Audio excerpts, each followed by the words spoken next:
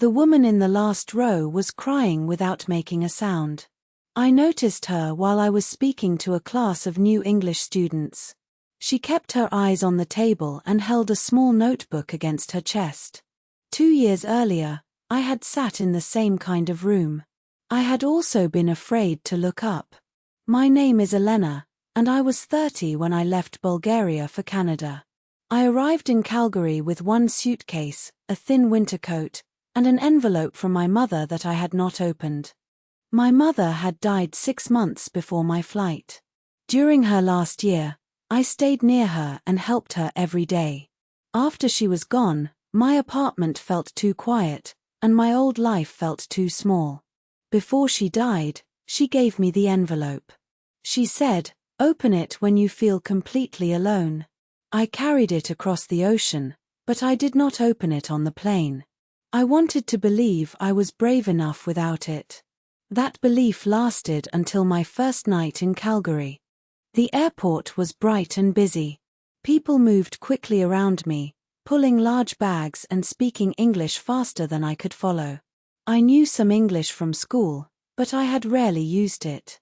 Every sentence in my head sounded clear. Every sentence from my mouth sounded broken. I found the bus stop outside the airport. Snow was falling, though it was only early November. The cold went through my coat in seconds. I showed the driver the address of the room I had rented online. He gave me directions, but I understood only 3 words. Downtown. Change. Number 7. I nodded as if I understood everything. 40 minutes later, I got off at the wrong stop. My phone battery was almost dead. The street was empty, and the buildings around me looked the same. I could not find the train station on my map. A man walked past, and I tried to ask for help. "Please, this address, where?" I said. He looked at the screen, then pointed toward a bus shelter. He spoke slowly this time. "Take the next bus. 2 stops. Then walk left." I thanked him, but after he left, I began to cry. I was not crying because I was lost. I was crying because no one knew me in that city. No one knew my mother had died. No one knew that I had sold almost everything I owned to buy the ticket. At last, I reached the house. My rented room was in a basement under a family home. It had one small window near the ceiling and a narrow bed beside the wall. The room was clean, but it smelled like old carpet. I sat on the bed with my coat still on and listened to footsteps above me. That was when I opened my mother's envelope. Inside was one small photograph and a short note. The photograph showed me at 7 years old, standing on a chair while I helped her make bread. The note said, "A new life will not feel like home at first. Start anyway. Speak, even when your voice shakes. One day, someone will need the courage you are learning now." I read it 3 times. Then I put it beside the bed and made myself one promise. I would stay for 6 months. I would not go home before I had truly tried. The next morning, I walked outside with a paper map because my phone service was not working. The sky was grey, and the wind pushed dry snow across the road. I entered a cafe and ordered tea. The worker asked me a question I did not understand. I froze. She pointed at 2 cups. "Small or large?" "Small," I said quickly. It was a tiny moment, but I felt ashamed. In Bulgaria, I had worked in an office. People asked me questions, and I knew the answers. In Calgary, I could not even buy tea without help. I sat by the window and watched people talk. I listened to the sound of their voices and tried to catch familiar words. After an hour, I walked to a public library called Cedar Hill Library. It was warm inside, and no one asked me to buy anything. I found a shelf of easy English books. I chose one about a family moving into a new house and read the first page very slowly. A library worker noticed me writing words in a notebook. Her name was Grace. She had short silver hair and a calm voice. "Are you studying English?" she asked. I nodded. I need better English. For work. For everything. Grace gave me a paper about free language classes at a nearby community center. She circled the morning class and wrote the bus number beside it. Before I left, she showed me how to use the library computers.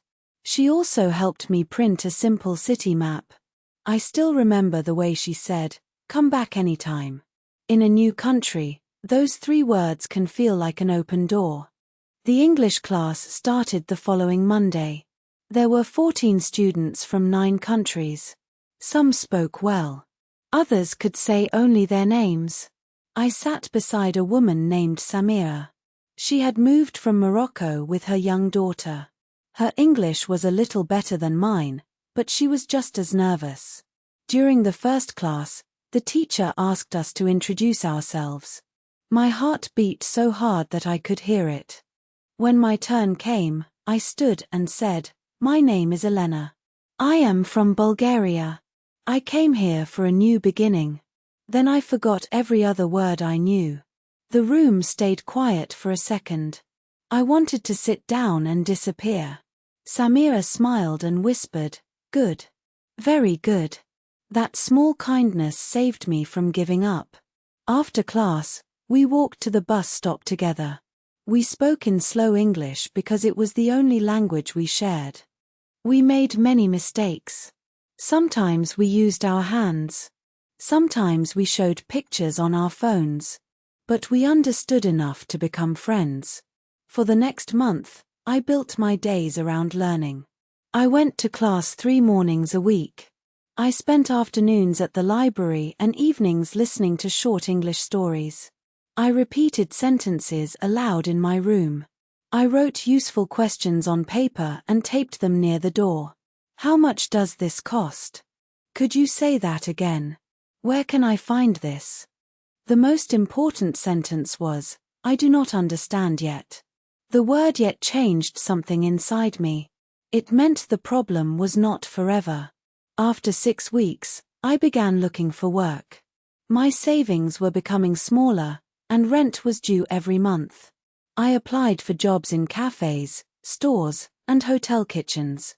Most places never answered. One bakery invited me to an interview. I practiced for 2 days. I learned how to say that I was careful, reliable, and ready to work. The manager spoke very quickly.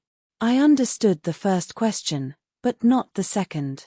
When I asked him to repeat it, he looked at the clock. 10 minutes later, the interview was over.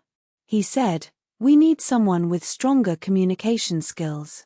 I smiled until I reached the street. Then I walked behind the building and cried beside a row of garbage bins.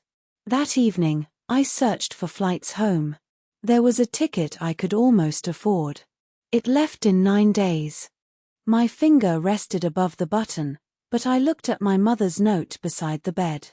One sentence seemed louder than the others. "Start anyway." The next morning, I told Samira what had happened. She did not tell me to be positive. She did not say everything would be easy. She said, "Come with me after class. I know a place that needs help." The place was called Northgate Community Table. It served low-cost lunches to older people, students, and families who were having a hard time. The room was busy and warm. I could smell soup, bread, and coffee. A woman named Megan managed the kitchen. Samira introduced us, then explained that I wanted to volunteer. Megan asked, "Have you worked with food before?" I thought of the photograph in my mother's envelope. "I cooked with my mother for many years," I said. "And I learn fast." Megan looked at me for a moment. Then she handed me an apron. "Let's start with the tables." For the first week, I wiped tables, filled water glasses, and carried empty plates to the kitchen. I listened to every word around me. I kept small pieces of paper in my pocket. When I heard a useful word, I wrote it down. Refill. Tray. Counter. Allergy. Leftovers. At home, I searched for the meanings and practiced saying them. One afternoon, An older man dropped his spoon. I picked it up and brought him a clean one. He smiled and said, "You always notice what people need." I understood every word. That night, I did not feel like a woman who had failed an interview. I felt useful. 2 weeks later, the kitchen became very busy because another local service had closed for repairs. A long line formed near the entrance. Megan was trying to answer questions, serve food, and help a new volunteer at the same time. I saw that people were confused about where to stand. Without thinking, I moved a table, placed paper signs on it, and made 2 simple lines. "Soup here. Food boxes there," I said clearly. The room became calmer. At the end of the day, Megan called me into her small office.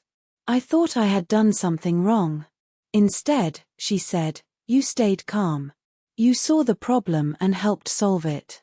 Would you like a paid shift twice a week?" For a few seconds, I could not speak. Then I said, "Yes. I would like that very much." It was not a big job, but it changed my life. I could pay part of my rent with money I had earned in Canada. More important, I had a place where people expected me to arrive. My mornings were for English class. My afternoons were for the kitchen. My evenings were for study and rest. I was often tired, but I no longer felt empty. Winter grew colder. Some mornings, the temperature fell far below 0. My eyelashes became wet from my breath, and the snow made a sharp sound under my boots. Still, I went to class. At the kitchen, I learned simple service phrases. "Would you like tea or coffee? Do you need another bowl? Please be careful. The plate is hot." Each sentence became easier after I used it many times. In January, Megan offered me a place in a 4-week food safety course. The course included short tests and group practice. I wanted to join, but I was afraid of failing in English. Samira said, "You are already doing the work. Now learn the words for it." We studied together at Cedar Hill Library. She helped me understand the reading, and I helped her practice speaking for a school meeting about her daughter. On the day of the final test, my hands shook. I read each question twice. When the teacher gave me the result, I had passed by only 3 points. I did not care that the score was close. I had passed. The certificate had my new address and my full name. I carried it home inside a plastic folder so the snow could not touch it. It was the first official paper I earned in Canada. That same month, Samira received bad news. The store where she worked was reducing hours, and she was afraid she could not pay rent. For the first time, she talked about going back to Morocco. I wanted to tell her not to leave, but I remembered how I had felt after the bakery interview. Easy advice would not help. Instead, I helped her make a simple resume at the library. Megan also told us about a job fair at the Westbrook Community Hall. We went together on a cold Saturday morning. The hall was full of tables, signs, and people holding folders. I felt the old fear return when I heard fast English everywhere. Samir touched my arm. "Step by step," she said. We visited every table. At one table, a local meal service was looking for part-time kitchen helpers. The manager asked about my experience, and I showed her my certificate. This time, I understood the questions. I spoke slowly, but I did not apologize for it. A week later, the company offered me 3 shifts. Samira also found work helping at an after-school program. We celebrated with coffee and 1 piece of cake that we shared. By spring, I had lived in Calgary for 6 months. The promise I had made on my first night was complete. I could have gone home without feeling that I had failed. Then my father called. He missed me and wanted to know when I would return. He said my old office might take me back. For several days, I could not decide what to do. My life in Canada was still small. I rented 1 room. I worked 2 part-time jobs. My English was better, But I still made mistakes every day. At home, I would have family, familiar food, and streets I knew. On Sunday, I walked alone along the river. The snow was melting, and dirty water ran beside the road. I took my mother's photograph from my wallet. She was looking at 7-year-old me as I stood on the chair beside her. I suddenly understood that starting again did not mean forgetting my old home. It meant carrying its love into a new place. I called my father and said, "I am not ready to come back. I am building something here." He was quiet for a long moment.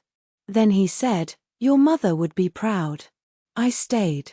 During the summer, I joined a free Saturday walking group. The leader, Ruth, asked me to welcome new members near the park gate. At first, I thought she had chosen the wrong person. I was still the newcomer. But Ruth said, "That is why you will be good at it. You remember how it feels to stand alone." Every Saturday, I smiled at people and asked, "Is this your first walk with us?" Some people were born in Canada. Others had arrived only weeks before. I learned that almost everyone was carrying a private fear. Later that summer, Megan asked me to train 2 new kitchen helpers. One of them was a young woman named Lila who spoke very little English. On her first day, she dropped a tray and covered her face with both hands. I helped her pick it up. "It is okay," I said. "A tray can fall. You can still continue." I showed her each task with simple words and slow movements. By the end of the week, she was smiling. When she thanked me, I remembered my mother's note. "One day, someone will need the courage you are learning now." For the first time, I understood that sentence completely. A few months later, a woman named Rachel visited Northgate Community Table. She worked for a small city program that prepared healthy food boxes for families. She watched me guide the volunteers and asked how long I had been a team leader. I almost laughed. "I am not a leader," I said. Megan heard me. "Yes, you are," she replied. Rachel invited me to join the food box project 1 day a week. The work included planning, teaching new volunteers, and speaking with local schools. I was excited, but the first meeting frightened me. People sat around a whiteboard and shared ideas in fast English. For 20 minutes, I said nothing. Then Rachel asked what I thought about the packing system. I drew a simple map on paper. I showed how 2 tables could become 3 work areas and reduce waiting time. The room became quiet. I thought my idea was bad, but Rachel smiled. "That is clear and practical. Let's try it." The new system worked. Soon, I was helping plan weekly food boxes. I also gave short safety talks to new volunteers. I learned that good communication was not about using difficult words. It was about helping people understand. After 1 year in Canada, I wrote a list of everything that had changed. I had passed a food safety course. I had 2 paid jobs and 1 project role. I had friends. I could make phone calls without writing every sentence first. I could read letters from the bank. I could speak to my landlord.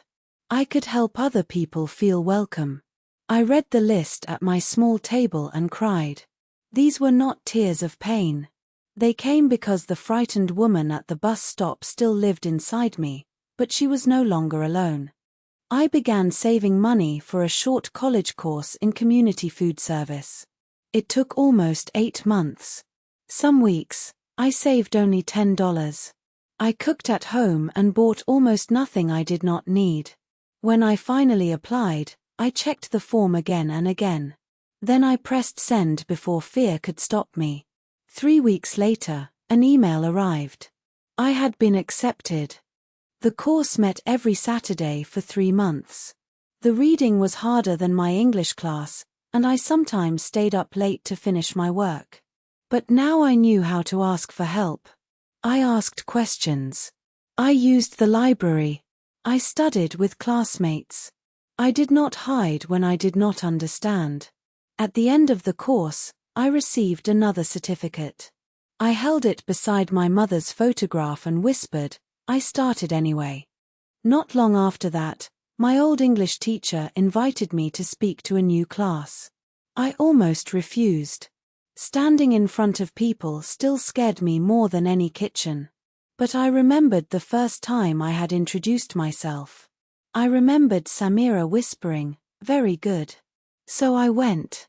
That was the day I saw the woman crying in the last row. I told the class about the wrong bus, the basement room, the failed bakery interview, and the first apron Megan gave me. I did not tell them that success came quickly, because it did not.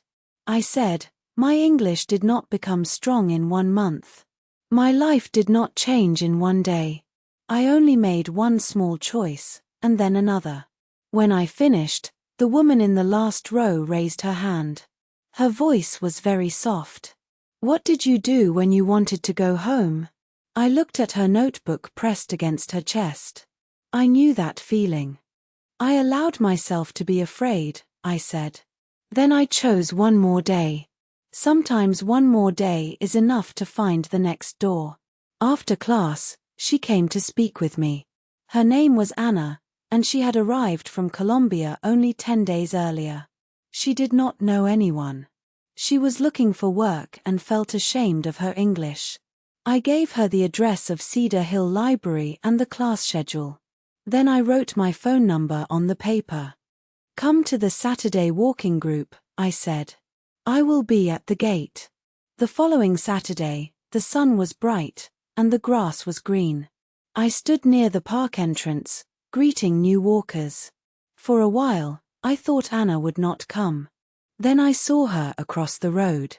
She was holding the same notebook, and she looked as lost as I had felt on my first night. I walked toward her. "Hi," I said. "You found us." She gave me a small, nervous smile. "Yes. I almost stayed home." "I know," I said. "But you came." As we walked through the gate, I thought about my mother, my first winter, and every person who had opened a door for me. I had arrived with one suitcase and a voice that shook. Now I was the person standing at the entrance. I smiled at Anna and said the words Grace had once given me. "Come back anytime. You are not alone here." Anna came back the next Saturday. She arrived early this time. She still looked nervous, but she was no longer holding the notebook against her chest. She carried it at her side. During the walk, she stayed close to me.